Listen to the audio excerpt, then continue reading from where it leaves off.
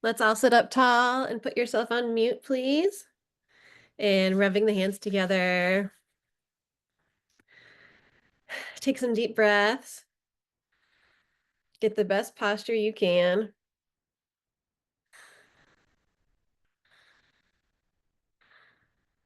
And inhale to tune in. Om Namo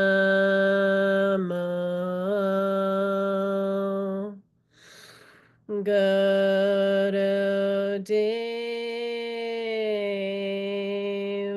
Namo Om Namo Gurudeva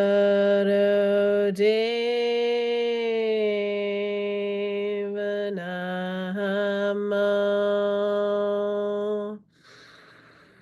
Om Namo Gurudeva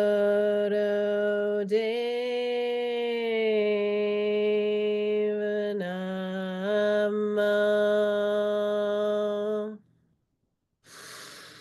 Ad Gurena Me Jugad Gurena Me Sat Gurena Me Siddhi Gurudev Vena Me Ad Gurena Me Jugad Gurena Me Sat Gurena Me Siddhi Gurudev Vena Me Ad Gurena Me Jugad Gurena Me Sat Gurena Me Siddhi Gurudev Vena Me. Inhale. And as you exhale, send out your biggest prayer. Welcome. Thanks for being here, Satnam. Satnam, hi everybody. Nice to see everybody today. So we are starting like a series on mental health because this is just so prevalent with the times, especially teens and screens. And that's what we're talking about today, their behavior. And it's not only just teens, we certainly have younger um, what do they call them? Twixteens, preteens, and even the adults. So it's really prevalent in our society, but we want to really focus on our teens. So what is really going on? What's happening? To begin with, I think the whole planet is under a lot of turmoil, a lot of stress, a lot of challenges, and pressures like we've never seen before. We're shifting from the Piscean age into the Aquarian age, and it definitely has its effect on the human psyche. And so we're dealing with stress and pressure unlike anything we've ever seen before. And so with that comes all of a sudden computers come on the screen. And if you've never seen, there's a movie called Social Dilemma. I think it was from Netflix. And it explains how all this, the age of computers and the algorithms came to being. And I think it was Google that originally, hired some young, brilliant people, young people, to begin a research about fact-finding about the whole algorithm. And I think what happened was it was almost like unintentional, but they discovered that there are certain ways how the computer could get set up that keeps encouraging further and further scrolling. And with that comes all of a sudden you become kind of like a habit. And with a little imagination, that habit turned into an addiction. And you just keep scrolling and scrolling and scrolling, and you can never get enough. And we all know this. It's not just the young people. We know this to be true.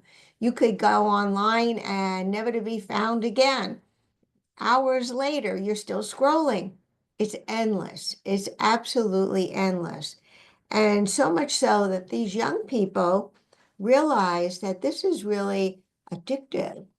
And the staff workers began to limit their children, their own children, to the use of computers because they saw how addicting it could be. And some of them even left the company because it's almost like they got more than they bargained for. As they were doing this research, they found out how addicting it was, and either they wanted to be part of it or not. We're not going to get into that whole thing, but just the algorithm and how that scrolling or, pushing a button is really what they were after is the longer you're on, the longer you're going to maybe purchase things. It's money. And it's interesting because, our specialty has been drugs. There are two industries that use the word user. Drugs, if a person is using, they'll call them a user, but also a computer, anybody on the computer, you're a user. So it's interesting how both of those industries use the same term, user. And we certainly know how much addicting, drug users are. So it's interesting they both have the same name. Anyway, that was just a little bit of the history. So what we're seeing now is a society that's under tremendous pressure. We have all these computers available to us, and particularly the young teenagers, they found that it was almost like a digital pacifier, that it was a wonderful way to relax, to almost go into another universe, a fantasy. They could be anybody. They could communicate. They don't have to look or think the way they are in person, whether they're happy with that or not. They could pretend and fantasize and be anything they want. And so much so that they would spend hours and hours and hours a day on, just these sites. So here's the new disorders that we have today. No longer are we dealing with diseases of the past like smallpox or polio or tuberculosis. We have new diseases today. And what they are is fatigue. People are exhausted. It's not good, healthy energy. They're fatigued because it's affecting their sleep. So insomnia. They're stressed out. We're stressed out. Society completely under pressure. So these are some of the new disorders that we're dealing with. And it was said that now people go to the doctor for two main reasons: fatigue and stress. I'm either so stressed out, do something, help me, or I'm exhausted. I can't sleep well. I can't fall asleep. I can't stay asleep. It starts interfering with your whole REM sleep, insomnia. So here's just a couple of statistics. There's certainly a lot more. So this is a group between the ages of 13 and 18. So real that teenage years.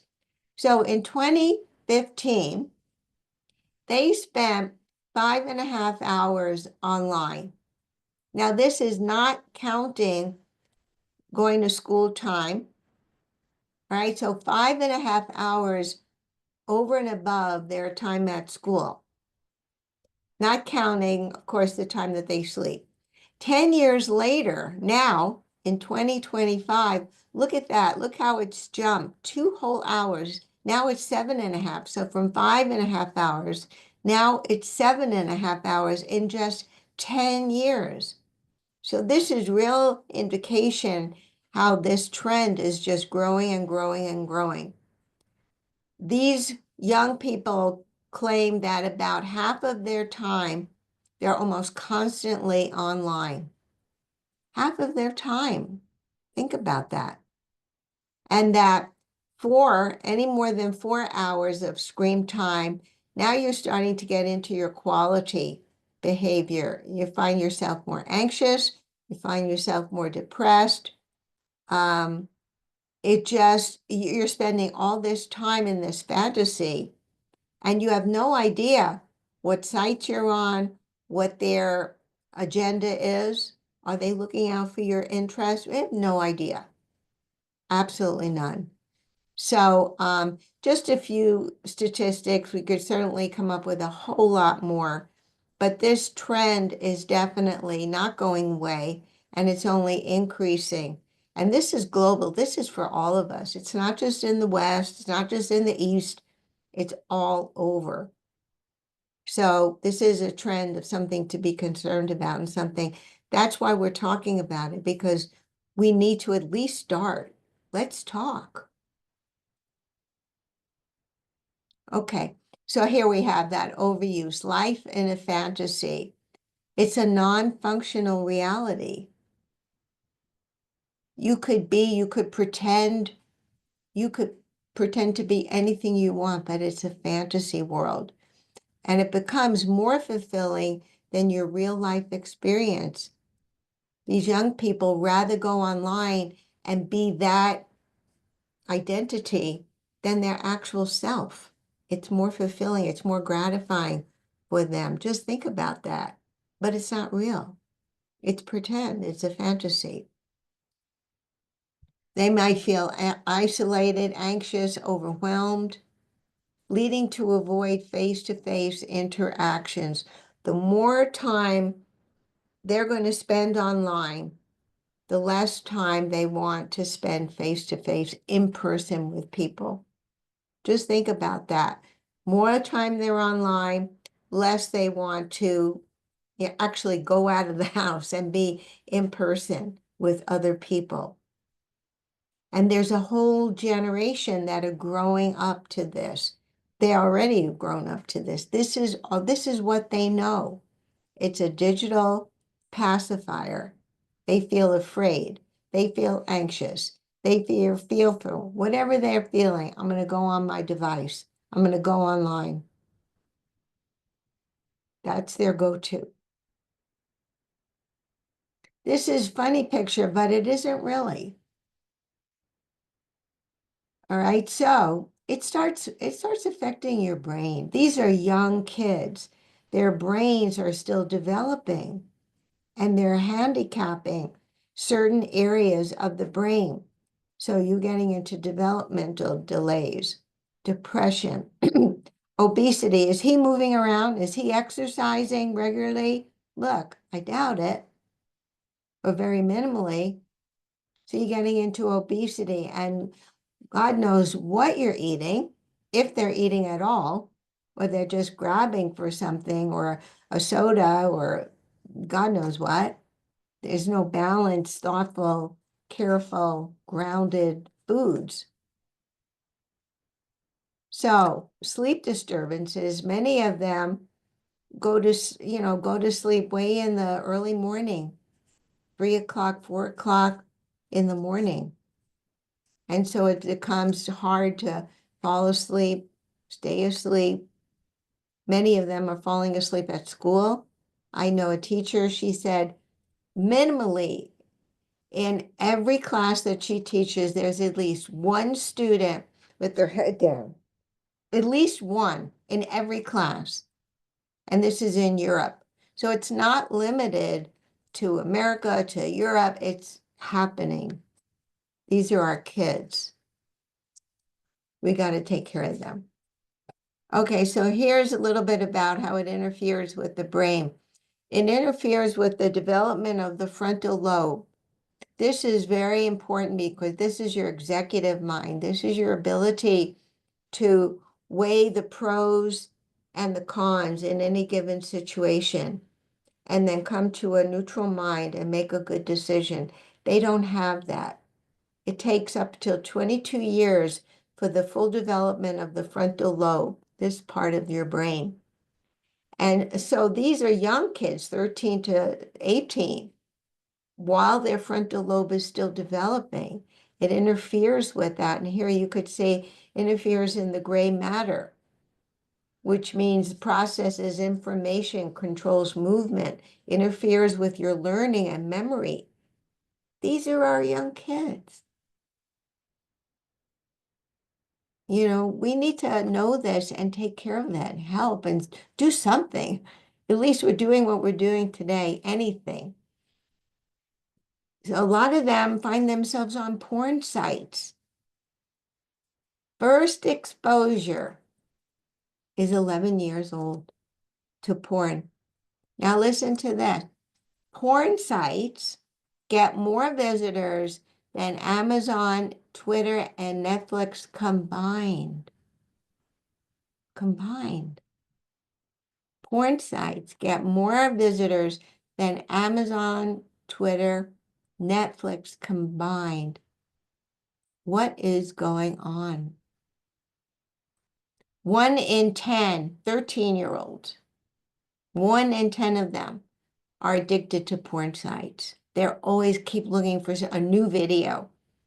They can't stop thinking about it. It's in their brain. These are 13-year-olds. They're kids. So this is a whole new generation that's brought up this way, uncontrollable when they feel lonely, afraid, the digital pacifier. Fake news spreads 6 times faster than the truth. If you send something on to somebody, first check to make sure it's accurate.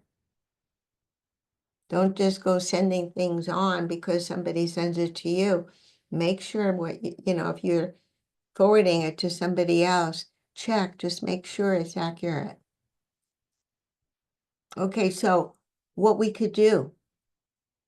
Some of us are parents here.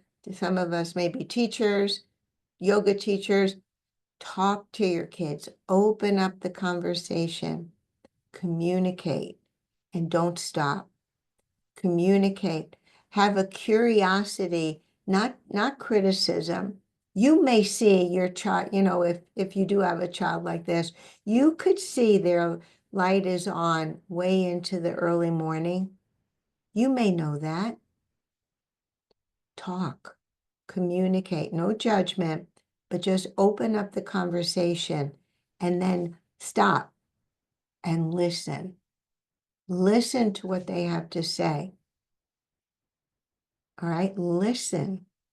Don't judge, don't criticize. Balance. We're talking about balanced use of computers. We're not talking about getting rid of all your devices. That's not where we're going, but to bring it to a healthy balance, not to ban devices or the kids, but to have a balanced, something that's healthy. Create boundaries together with them. You may be on your computer the same amount of hours as they are. Do it together or set some ground rules. Maybe like, hey, when we come to dinner, everybody either shut your phone and we all agree to do that. Does everybody agree? Does everyone have an equal buy-in to that? So you actually sit and talk to each other and you communicate around the dinner table, something, anything. But keep the conversation open and remember, listen. If you remember 2 things from this workshop, remember, communicate and listen.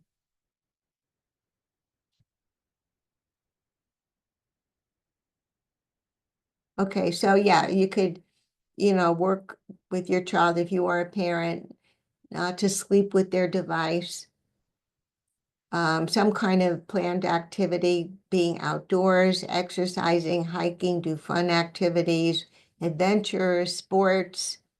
Give them a reason to be outside, away from their device.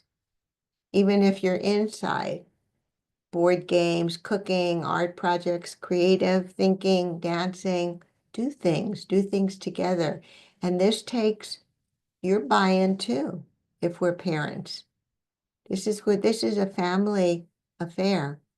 Teens don't need perfect parents. They need present parents.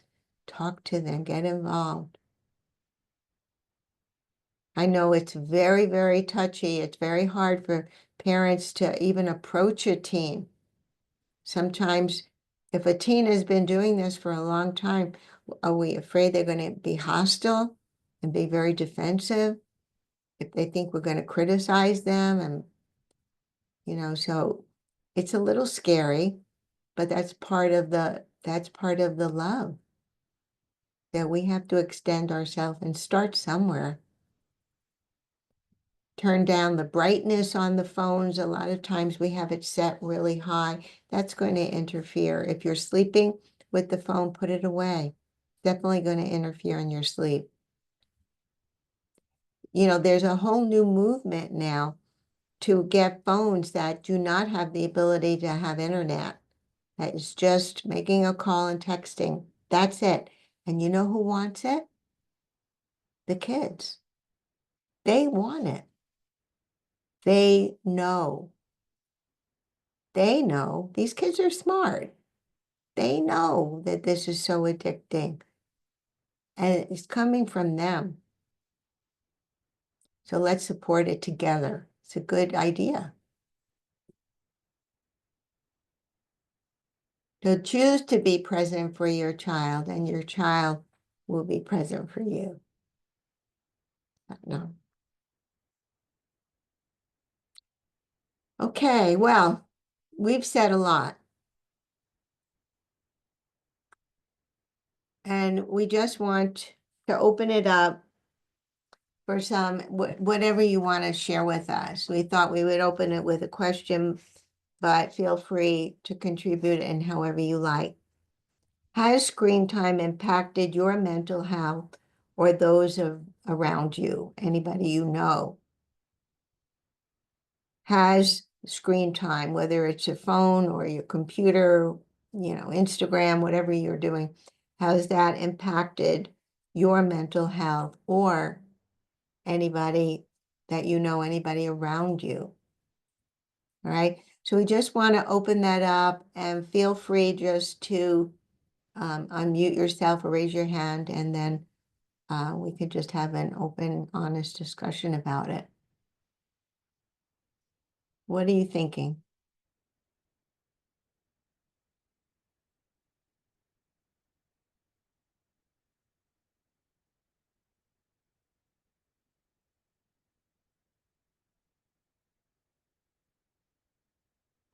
Satnam.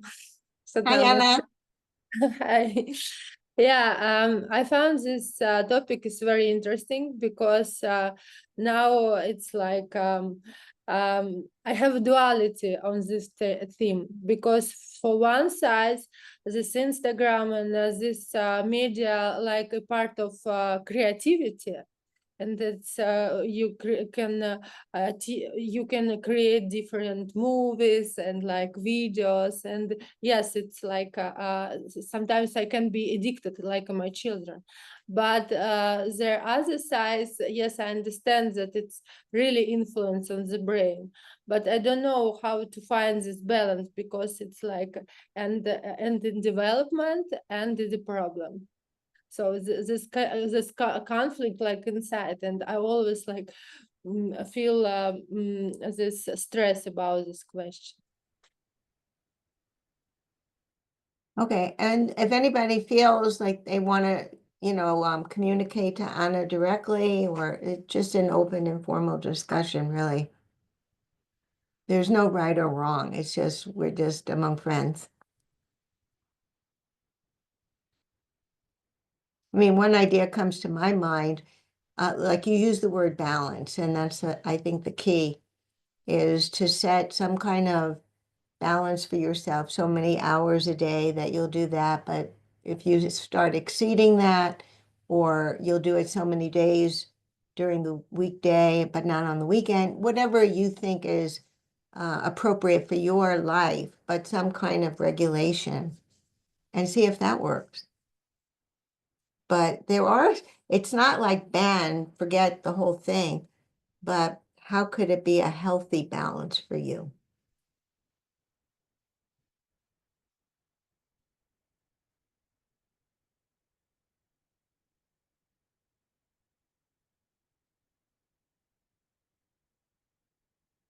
What else?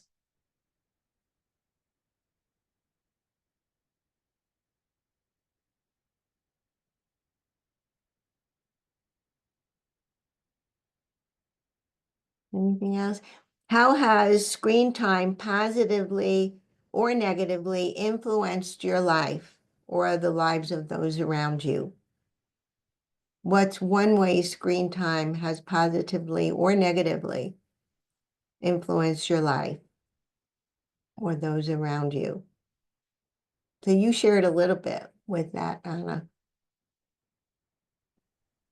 Um, Hi, everybody. I can say for myself that um there has been a lot of time wasted on going down a rabbit hole, whether it's on the internet or Pinterest, whatever application it might be. And what I've been doing lately is going onto my where it shows you how much screen time you've spent. Excuse me, Angela, it's hard to hear you. Is this better? Oh, yes. Oh, definitely. Hold on, I'm gonna have to speak into the microphone. So I was just saying about how much time has been wasted, and what I'm finding helpful recently is looking at how much screen time I'm spending by, it shows you on your phone how much screen time you've spent. So that kind of deters me from getting on my phone and going down that rabbit hole. I've also noticed too that I have an 11-year-old and he has his own phone, and I put limits on him as well. He doesn't have any social media or anything like that, but I've noticed, like, if we're both on our phones and I'm like looking at him and I think to myself, we need to do something else, so I'll say, hey, let's play a board game, and his eyes just kind of light up. And so I know that it's healthier for him to not be on his phone, or even just go outside for a walk, or but it's definitely I've wasted a lot of time being on my phone for sure.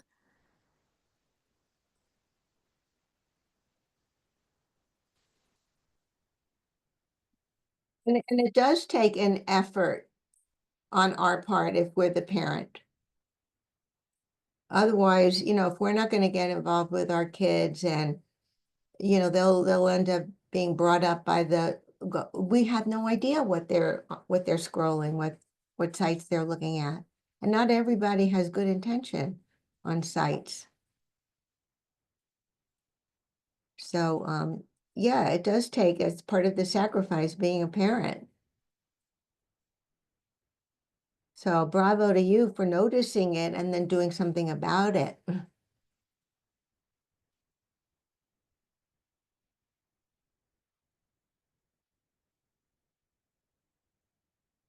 What are you thinking, Anna? I don't know, because my children spend a lot of time, but I see that they bring me a lot of new information, some interesting information, and they start, for example, my daughter start cooking because she watch their different programs how to cook. Yes, the nervous system, sometimes I see, especially for my son, that he's like not stability, and it's influence for him. But from other sides, they find a lot of interesting things what to do. So I try to find the balance, but where is it balance? Who knows? Yeah. And it doesn't have to be, heavy or, but just, cooking stations are great, and I think just that kind of what sites they're on. And you're aware of that, and maybe ask them. They may be wanting to tell you what else they're learning. So your curiosity could be very healthy. Yes, because what I see in the school chat, the parents discuss, they have the problem that the children find not appropriate information. And yes, this is the problem through a lot of people. If parents cannot discuss for this team. They are angry, and that is why a lot of conflicts between parents and children. And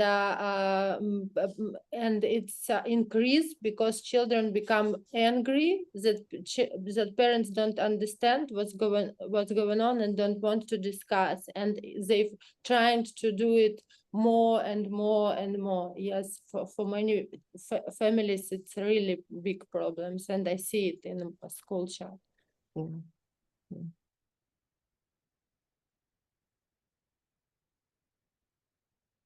Okay. Any other thoughts or, I mean, it's a big topic. It's an important topic, and it's right at our heels. I mean, wherever we go, you could go in the airports, you could go anywhere on a train, on a bus, and everybody's like this. Everybody. Nobody's looking eye contact or present. So I think the first thing, it's healthy even just that we start talking about it and start beginning. We will be giving, Emily, you want to tell them a little bit about the parenting manual? Yeah, we have a free PDF that we're going to send to you after this workshop. It's a step-by-step guide all about how to talk to your teens about screen time and how to create boundaries together and have it be effective.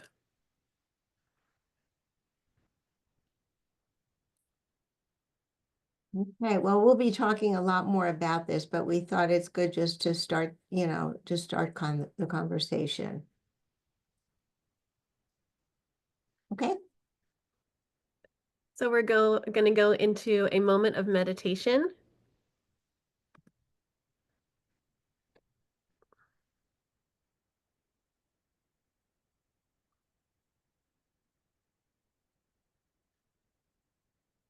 So let's all sit tall and just chin in and chest out, the long spine. What we're going to do is the meditation for cold depression. This is one of the biggest issues that we're having heading into the Aquarian age, just feeling, we're connected to a lot of things online, but the disconnect is happening to ourself and reality, like your neighbors, real people in the real world. And so the first way to reconnect is to actually reconnect to your soul. And so that's what we're doing in this meditation. We're going to be chanting out loud. The mantra is Waheguru, Waheguru, Waheguru, Wahegyo. And it goes like this. So everybody take your pointer finger and we're going to just practice. Your mental energy is going to go from your navel to your chest to your lips. So let's just go like that. Waheguru, Waheguru, Waheguru, Wahegyo. Practice. Waheguru, Waheguru, Waheguru, Wahegyo. Waheguru, Waheguru, Waheguru, Wahegyo. Great. And so now we're going to do that without the pointer finger. Just your mental energy is going to go to those three centers. And it's the same three the whole time, and just kind of rotating around that mantra. So our hands are like this. Right here. The eyes are open and at the tip of the nose. And as you chant Waheguru, Wahegyo, just let your mental energy be Waheguru, Wahegyo. Everybody else set? I will get us some music. And we're chanting out loud, please.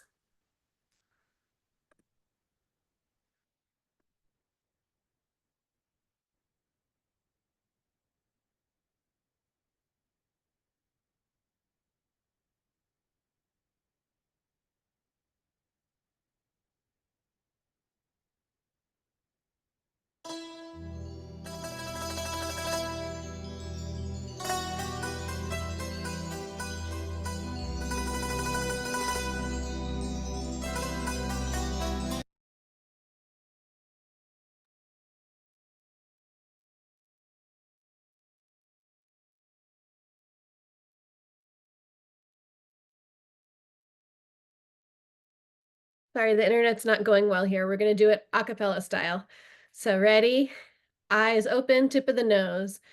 Waheguru, Waheguru, Waheguru, Wahegio, Waheguru, Waheguru, Waheguru, Wahegio, Waheguru, Waheguru, Waheguru, Wahegio, Waheguru, Waheguru, Waheguru, Wahegio, Waheguru, Waheguru, Waheguru, Wahegio, Waheguru, Waheguru, Waheguru, Wahegio, Waheguru, Waheguru, Waheguru, Wahegio, Waheguru, Waheguru, Waheguru, Wahegio, Waheguru, Waheguru, Waheguru, Wahegio, Waheguru, Waheguru, Waheguru, Wahegio, Waheguru, Waheguru, Waheguru, Wahegio, Waheguru, Waheguru, Waheguru, Wahegio, Waheguru, Waheguru, Waheguru, Wahegio, Waheguru, Waheguru, Waheguru, Wahegio, Waheguru, Waheguru, Waheguru, Wahegio, Waheguru, Waheguru, Waheguru, Wahegio, Waheguru, Waheguru, Waheguru, Wahegio, Waheguru, Waheguru, Waheguru, Wahegio, Waheguru, Waheguru, Waheguru, Wahegio, last round, Waheguru, Waheguru, Waheguru, Wahegio, inhale.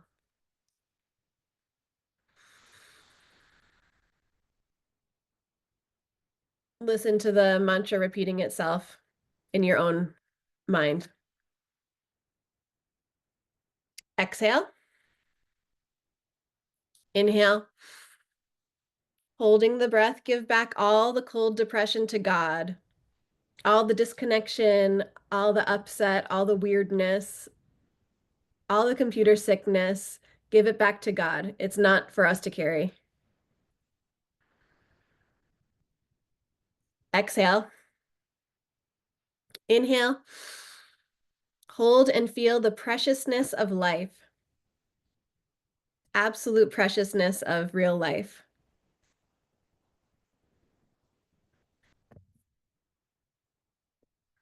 And let it go through your exhalation and relax. And just closing the eyes and kind of being in this energy for a couple moments and deep breathing.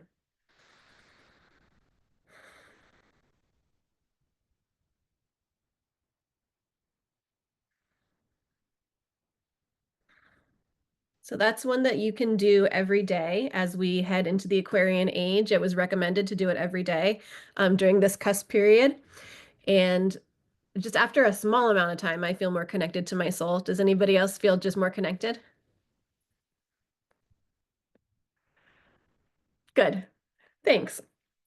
So does anybody have questions about the workshop or the meditation at all?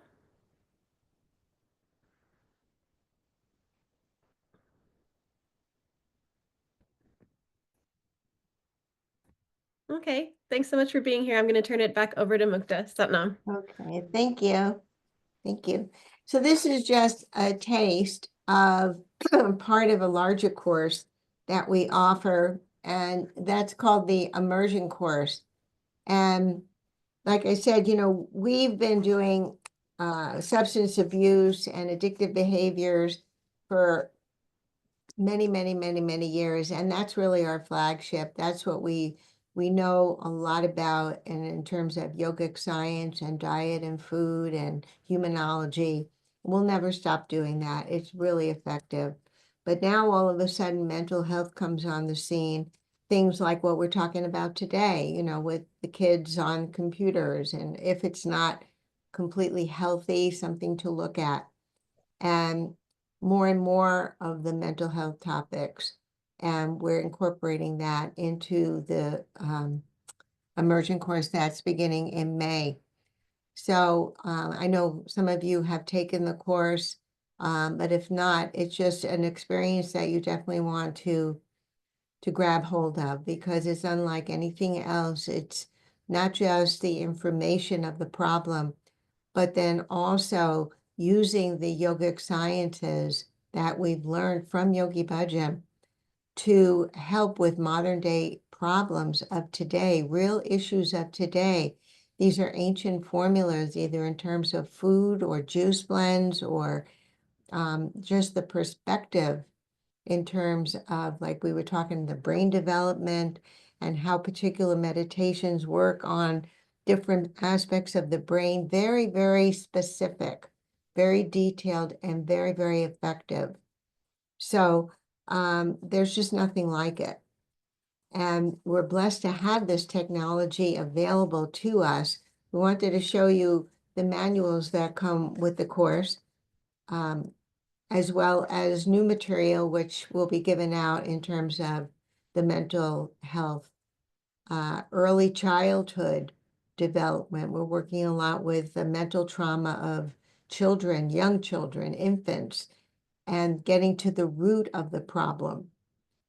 Drugs and all these things, that's not the problem. What's the root of the problem? Is it anger? What kind of pain are they dealing with? What kind of fearfulness? What kind of rejection? That's the real root of the problem, getting to the root of the problem and dealing with that.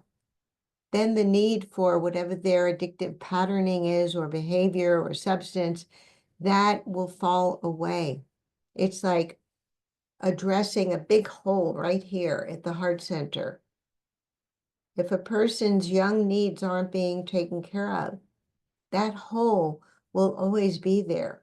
And that hole will always be a longing that that person wants to fill, and looking in all the wrong places for it. So unless you address that at the root, are we going to keep seeing it over and over and over again, manifesting a lot of different ailments? But get to the root. So this is some of the topics that are covered. Is very, very comprehensive. And not just the information, how it messes up your brain and how bad it is for your body, for your mind, for your spirit, but then also what meditation to do, what breath, what food, what juice is going to help correct that. In terms, you'll see nicotine, very, very specific. There's a very specific breath to use when somebody stops smoking. Certain foods to eat that help. Food addiction, that's who doesn't have a food issue? Everybody does. But when it gets into addictive behavior, when it gets into eating disorder, that's when it's something, also it's related to the imbalance in the brain.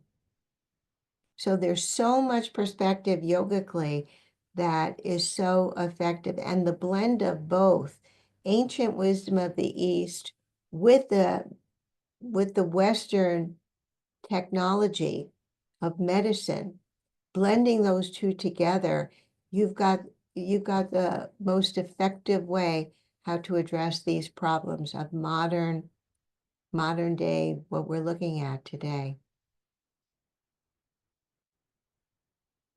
And then the other manual has all the yoga techniques. So let's say, for instance, you're working with somebody who stopped smoking.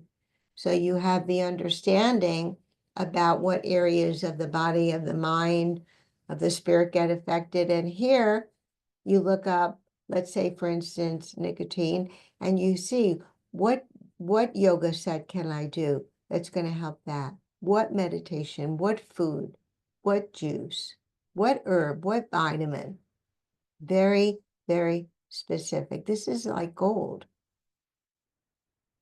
You know, we could Google a lot of things, but you can't Google this. You can't Google what, you know, what meditation can I do for parasympathetic nervous system. This is very, very specific. This is of today and of tomorrow. And we don't dwell in the problem. We all have problems. Everybody. So wherever a person is at, and then you elevate from there. And that's restoring that most of the time is that spiritual connection, filling that big hole, visualize that big hole, emotional pain. So it's an amazing opportunity. It starts May 2nd. There are replays available. We know that people are busy. Sometimes it's every other weekend for 3 weekends. We know that people are busy, but the replays are really effective and you get all the material. It's an experience unlike anything else. It's hard to describe. It's just, it's more understood by the heart. If anybody who's taken the course wants to say a couple of words, feel free. But it's beyond words as far as I'm concerned.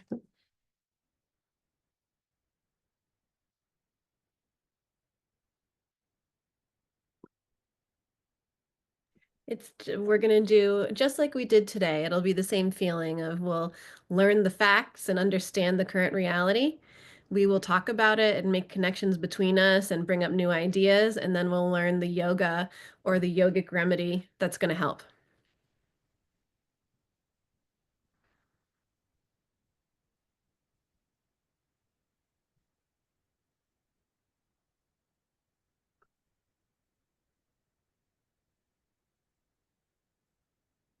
Okay.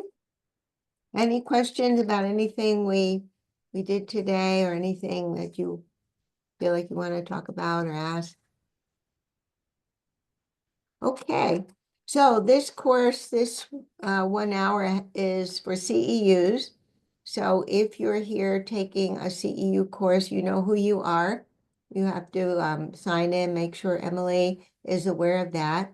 We have an evaluation for you to fill out, and then shortly you will be issued your certificate. This is for 1 CEU hour.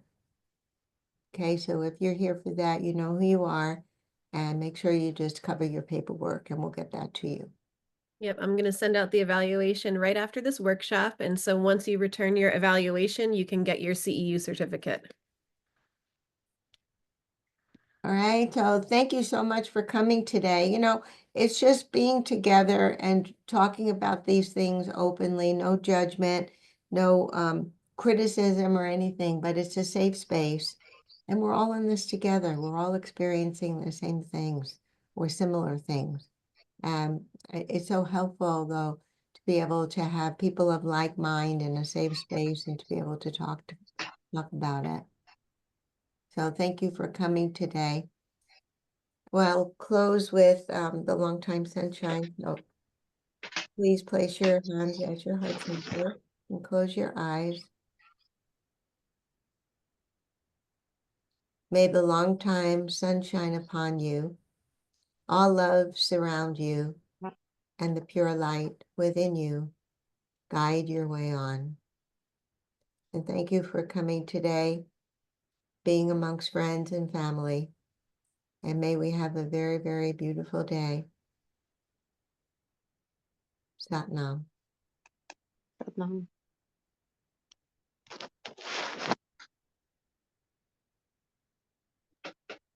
Thank you very much. Nice to Anna, see it's you. so nice to see you. How are you? I'm good, thank you. Thank you. How old are your